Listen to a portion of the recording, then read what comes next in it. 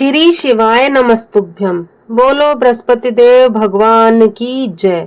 भगवान बृहस्पति देव कथा सुनने वाले अपने सभी भक्तों के कष्ट और परेशानियों को हमेशा दूर करते हैं।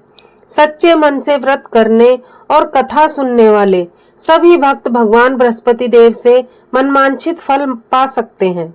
आइए बृहस्पतिवार व्रत की कथा आरंभ करते हैं। भारतवर्ष में एक बहुत ही प्रतापी राजा थे जो दान धर्म करने वाले थे।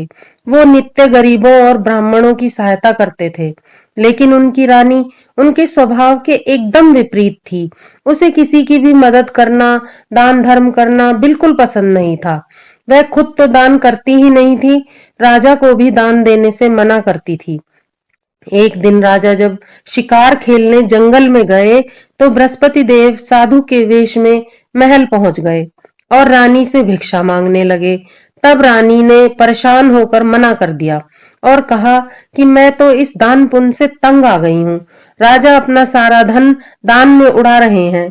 इससे तो अच्छा है ये सारा धन ही नष्ट हो जाए, सारा झंझट ही खत्म हो जाएगा। ना रहेगा बांस और ना बजेगी बांसुरी। ये सब सुनकर साधु बने बृहस्पति देव ने आश्चर्यचकित होकर कहा कि हे रानी, मैं तुम्हारी बातें सुनकर अचंभित हूँ कि धन और पुत्र तो सभी चाहते हैं, परंतु यदि तुम्हारे पास धन अधिक है तो तुम उसको अन्नदान करो और प्यासों के लिए कुएं खुदवाओ। जो निर्धन है, बेचारे अपनी कन्याओं का विवाह नहीं कर सकते, उनके विवाह करवाओ।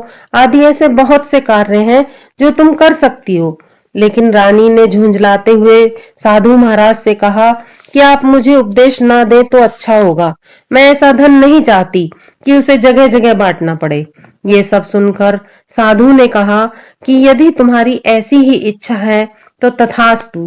अब तुम ऐसा करना कि पीली मिट्टी से घर को लीप कर अपना सिर धोकर स्नान करना, भट्टी जलाकर कपड़े धोना, और ऐसा करने से तुम्हारा सारा धन नष्ट हो जाएगा। ऐसा कहकर साधु महाराज अंतर ध्यान हो गए। अब रानी ने साधु के कहे अनुसार कार्य करने शुरू कर दिए। उसको ये सब करते हुए केवल 3 बृहस्पतिवार ही हुए थे कि उसका सारा धन संपत्ति नष्ट हो गई। यहाँ तक कि भोजन के लिए भी राजा का परिवार तरसने लग गया। एक दिन राजा ने परेशान होकर रानी से कहा कि मैं यहाँ कोई छोटा कार्य तो कर नहीं सकता, क्योंकि सब मुझे जानते हैं। तो मैं ऐसा करता हूँ कि मैं परदेश चला जाता हूँ, वहां जाकर कोई कार्य कर लूंगा। ऐसा कहकर राजा परदेश चला गया। पीछे से रानी और दासी अकेली रह गई। एक बार रानी और दासी को 7 दिन तक भोजन नहीं मिला तो रानी ने दासी से कहा कि पास के नगर में मेरी बहन रहती है जो बहुत ही धनवान है, तू जाकर उससे कुछ खाने को ले आ, कुछ दिन आराम से कट जाएंगे। ये सुनकर दासी दूसरे नगर रानी की बहन के पास चल दी। जिस दिन वह वहां पहुंची उस दिन बृहस्पतिवार का दिन था। रानी की बहन उस वक्त बृहस्पतिवार व्रत की कथा सुन रही थी। दासी ने रानी की बहन को रानी का संदेश सुनाया। जब दासी को जवाब नहीं मिला तो उसे बहुत गुस्सा आया और उसने वापस आकर रानी को सारी बात बता दी। सुनकर रानी ने अपने भाग्य को कोसा। उधर रानी की बहन ने सोचा कि बहन की दासी आई थी और मैं उससे कुछ नहीं बोल पाई, बहन को बड़ा दुख हुआ होगा। कथा सुनकर और पूजन समाप्त करके जब वह बहन के घर गई और कहने लगी कि मैं बृहस्पति देव की कथा सुन रही थी, जब तक कथा समाप्त नहीं होती है तब तक ना किसी की सुनते हैं और ना बोलते हैं, इसलिए तू मुझे माफ कर दे, मैं इसीलिए नहीं बोली थी। फिर उसने दासी की तरफ देखकर पूछा कि बताओ दासी, तुम घर क्यों आई थी? तब रानी ने कहा कि बहन तुमसे क्या छिपाऊं। फिर रोने लगी और रोते हुए उसने बताया कि हमारे घर में खाने तक को अनाज नहीं था, इसलिए मैंने दासी को भेजा था। तब रानी की बहन ने कहा कि देखो बहन, भगवान बृहस्पति देव सबकी मनोकामनाएं पूर्ण करते हैं। तुम्हारे घर में शायद अनाज रखा हो। पहले तो रानी को विश्वास नहीं हुआ, परंतु बहन के कहने पर उसने अपनी दासी को अंदर भेजा तो सचमुच अनाज से भरा हुआ एक घड़ा उसे मिला। उसे देखकर दासी को बड़ी हैरानी हुई और दासी रानी से कहने लगी कि हे रानी, जब हमको भोजन नहीं मिलता तो हम व्रत ही तो करते हैं, क्यों ना इससे व्रत और कथा की विधि पूछ ली जाए, ताकि हम भी व्रत और पूजा अच्छे से कर पाए, तब बृहस्पति देव की कृपा हम पर बरसेगी। तब रानी ने अपनी बहन से व्रत की विधि पूछी, तो बहन ने बताया कि बृहस्पतिवार के व्रत में चने की दाल और मुनक्का से भगवान विष्णु का केले की जड़ में पूजन करें, दीपक जलाएं, व्रत कथा सुने, पीला भोजन करें, पीले वस्त्र धारण करें। इससे बृहस्पति देव बहुत प्रसन्न होते हैं और सबकी मनोकामनाओं को पूर्ण करते हैं। ऐसा कहकर रानी की बहन अपने घर को लौट गई। 7 दिन बाद जब गुरुवार आया तो घुड़साल में जाकर गुड़ और चना लेकर आई और सात व्रत पूजन किया। अब पीला भोजन कहां से लाए? ऐसा सोचकर दोनों बहुत दुखी हो गई। अब चूंकि दोनों ने व्रत किया था तो बृहस्पति देव उनसे प्रसन्न हो गए, इसलिए वे एक साधारण व्यक्ति का रूप धरकर 2 थालों में पीला भोजन रखकर दासी को दे गए। भोजन पाकर दासी बहुत प्रसन्न हुई। उसने रानी ने और फिर दासी ने भोजन ग्रहण किया। उसके बाद वे हर गुरुवार को बहन द्वारा बताई गई विधि के अनुसार व्रत कथा पूजन करने लगी।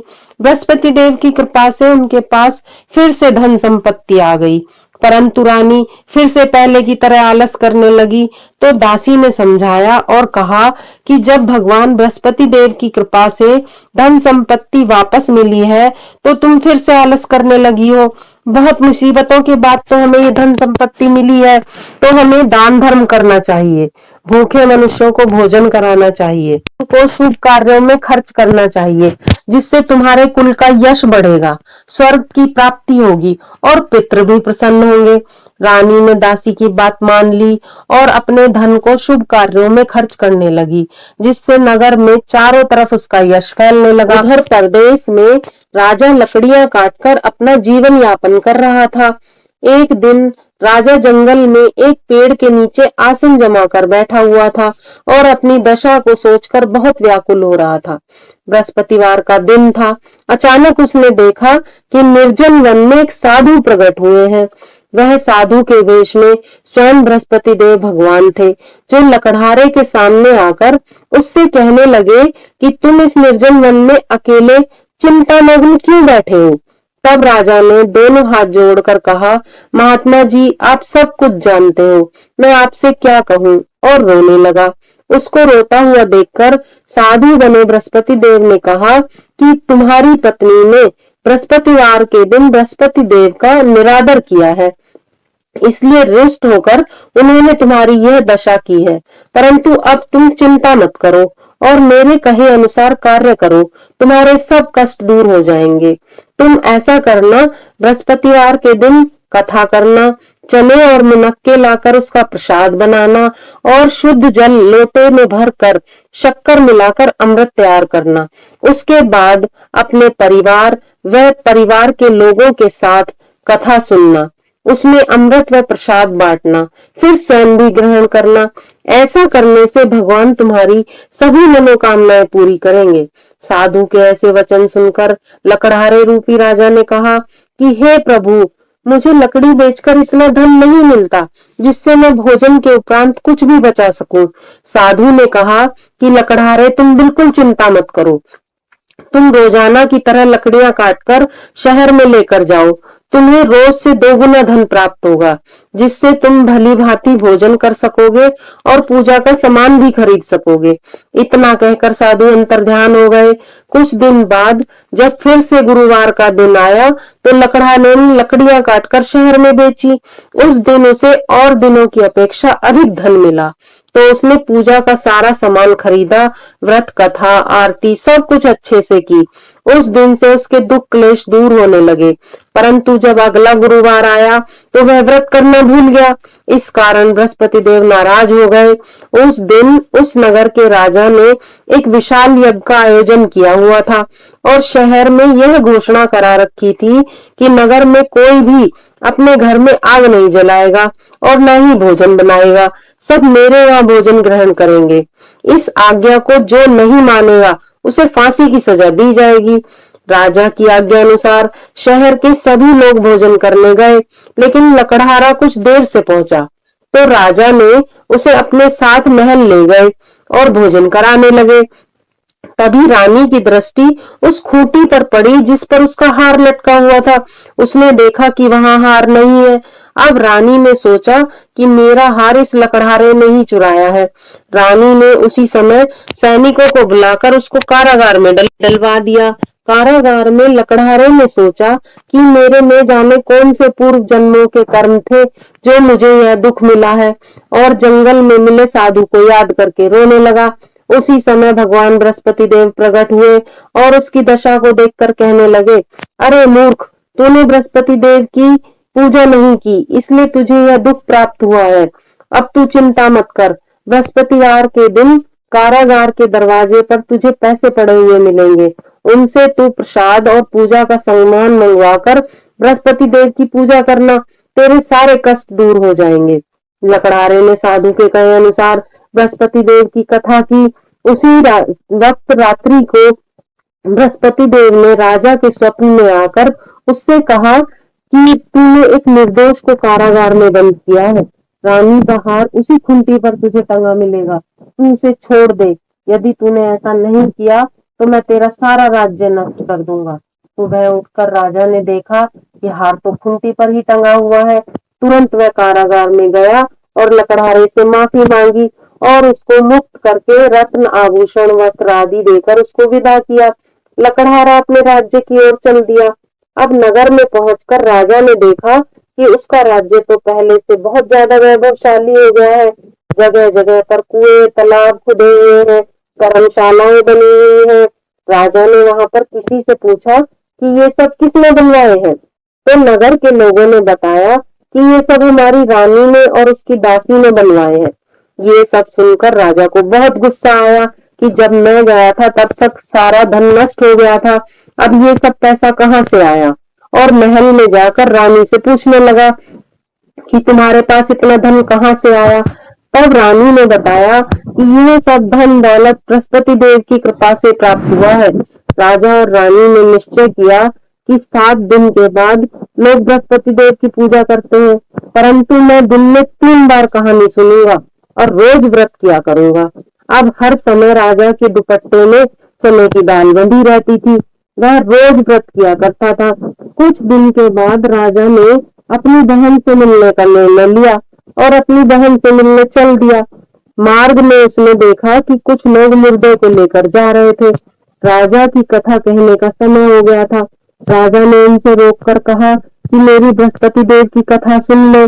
लोग कहने लगे कि हमारा तो आदमी मर गया, इसे अपनी कथा की पड़ी हुई है। परंतु कुछ लोगों ने विरोध किया और कथा सुनने के लिए बैठ गए। कथा समाप्त होने पर उन्होंने देखा कि मुर्दा तो राम राम कहते हुए उठ खड़ा हुआ। सभी बहुत खुश हो गए और राजा को धन्यवाद कहने लगे। राजा आगे बढ़ गया। आगे जाने पर उसने देखा कि एक किसान खेत में हल चला रहा है। अब राजा का कथा सुनने का समय हो गया था। राजा ने उससे कथा सुनने का आग्रह किया तो किसान ने उससे कहा कि जब तक मैं तेरी कथा सुनूंगा तब तक तो मैं 4 हरैया जोत लूंगा और अपनी कथा किसी और को जाकर सुनाना। राजा आगे चल दिया।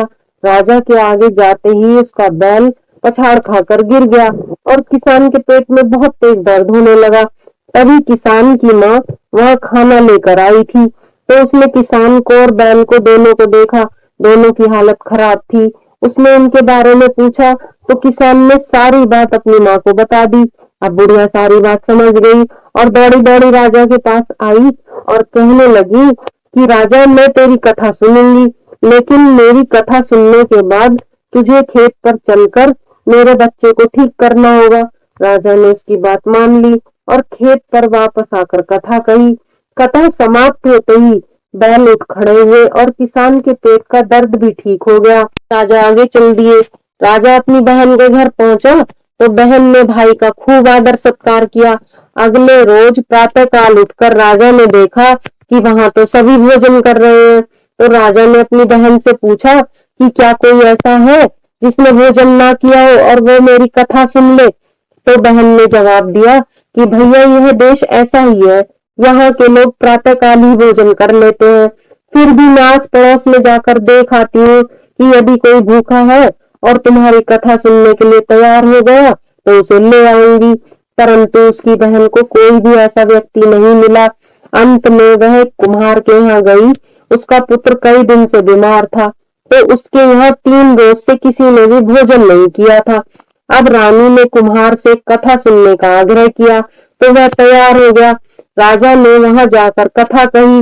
अब कथा समाप्त होने पर सभी ने देखा कि कुम्हार का पुत्र ठीक हो गया। अब तो राजा की चारों तरफ प्रसन्नता होने लगी। कुछ दिन बाद राजा ने बहन से कहा कि अब मैं वापस जाऊंगा, तो तू भी मेरे साथ चल। बहन ने अपनी सास से पूछा, तो सास ने कहा कि ठीक है, तू चली जा, पर बेटों को साथ लेकर नहीं जाएगी, क्योंकि तेरे भाई के कोई औलाद नहीं है। अब बहन बहुत दुखी हुई। फिर उसने अपने भाई से कहा कि मैं तो चल लूंगी, पर कोई बालक नहीं जाएगा। तब राजा ने दुखी होते हुए कहा कि जब कोई बालक ही नहीं जाएगा, तो तू ही जाकर क्या करेगी। और बड़े दुखी मन से अपने राज्य में वापस आ गया और आकर रानी से कहने लगा कि हमें कोई औलाद नहीं है, इसलिए हमारा मुख देखने का भी किसी का धर्म नहीं है, और बिना खाए पिए ही दुखी होकर बैठ गया। तब रानी ने कहा कि बृहस्पति देव भगवान ने हमें सब कुछ दिया है, तो क्या वह हमें औलाद नहीं देंगे? अवश्य देंगे। और उसी रात को राजा को स्वप्न में बृहस्पति देव ने दर्शन दिए और कहा कि हे राजा, तुम्हारी सारी चिंताएं खत्म, तेरी रानी गर्भ से है। राजा को यह सुनकर बहुत खुशी हुई। इसी तरह दिन बीतने लगे। 9वें महीने में रानी ने एक सुंदर पुत्र को जन्म दिया। पूरे राज्य में खुशियां ही खुशियां फैल गईं।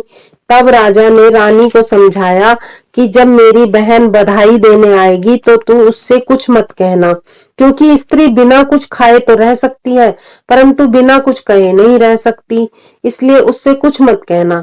जब राजा की बहन ने यह खुशखबरी सुनी, तो उसे बहुत खुशी हुई और वह बधाई देने आ गई। तब रानी ने उससे कहा कि घोड़ा चराकर तो नहीं आई, गधा चराकर आ गई है। तब राजा की बहन ने कहा कि भाभी, अगर मैं ऐसा नहीं कहती तो तुम्हारे औलाद कैसे होती, क्योंकि भगवान बृहस्पति देव ऐसे ही हैं, जिसके मन में जैसी कामनाएं होती हैं वो सभी को पूर्ण करते हैं। सद्भावना पूर्वक बृहस्पति द्वार का व्रत जो व्यक्ति करता है, कथा पढ़ता है, सुनता है, दूसरों को सुनाता है, बृहस्पति देव उसकी सभी मनोकामनाएं पूरी करते हैं। संसार में जो मनुष्य सद्भावना से भगवान बृहस्पति देव का सच्चे हृदय से पूजन करते हैं, तो भगवान सदैव उनकी रक्षा करते हैं। जैसी सच्ची भावना से रानी और राजा ने उनकी कथा का गुणगान किया, तो बृहस्पति देव ने उनकी सभी मनोकामनाएं पूर्ण की। इसलिए कथा पूर्ण होने के बाद प्रसाद अवश्य लेकर जाना चाहिए, हृदय से उसका मनन करना चाहिए, पूर्ण श्रद्धा और भक्ति से जयकारा बोलना चाहिए। बोलो बृहस्पति देव भगवान की जय। अगर आपको यह कथा अच्छी लगी हो तो कृपया लाइक व सब्सक्राइब करना ना भूलें। कमेंट में भगवान बृहस्पति देव भगवान की जय लिखें।